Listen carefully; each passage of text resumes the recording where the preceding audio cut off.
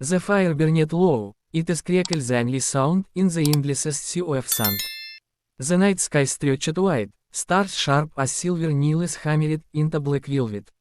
A cowboy sat close to the flames, head tilted, shoulders heavy from the road, his hand absently brushing the handle of the revolver at his side. The smell of smoke and dust clung to his coat. Across from him, S.H. stood barefoot, her dress torn with the desert's journey, hem heavy with dust. Her hair stirred in the faint wind, catching glints of firelight like threads of copper. Her eyes locked on him, unyielding, steady, burning brighter than the fire itself. For a long moment S.H. said nothing, and that silence pressed harder than the desert heat. Then her voice cut through the night, soft but carrying like a blade unsheathed. Cowboy, S.H. said, the word rolling slow, dangerous. Do you fear him or desire him?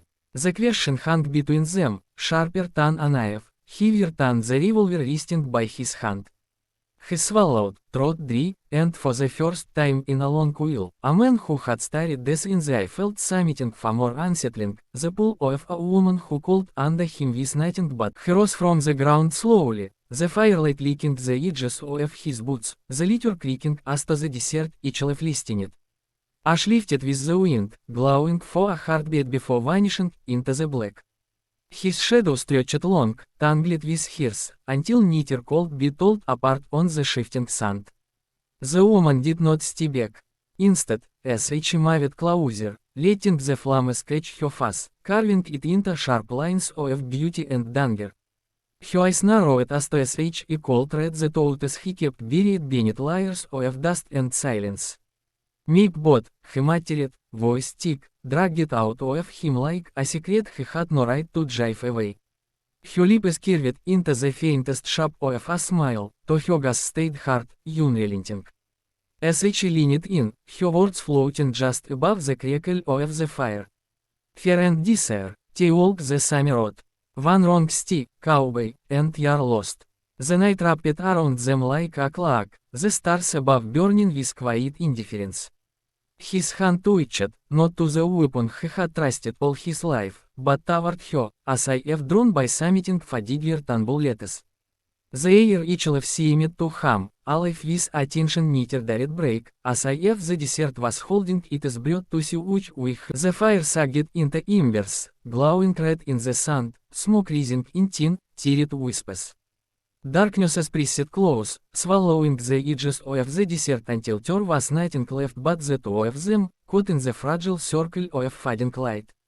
The silence was heavy, thicker than the heat of day, carrying the weight of questions neither wanted to answer. S.H. reached for him, slow and deliberate, her fingers brushing the rough edge of his coat. He did not move away. The touch lingered, soft against the hardened leather, before sliding lower, until her hand found his. With a steadiness that belied her whisper, S.H. lifted his hand and pressed it against her heart. So, S.H. breathed, her voice no louder than the sigh of dying fire, which path do you take? His chest rose, fell, the pulse beneath her touch hammering like a trapped horse. He met her eyes, and in them he saw no mercy. No weaknesses, only the promise of something wild enough to ruin him. His jaw clenched, and for the first time in years, he let go of the certainty he wore like armor. His hand closed over hers, pressing it harder against his chest. "Meep," he said, voice low, "the choice was never mine to make." Her lips curved, not soft, not gentle, something sharper, a smile carved out of danger and invitation alike.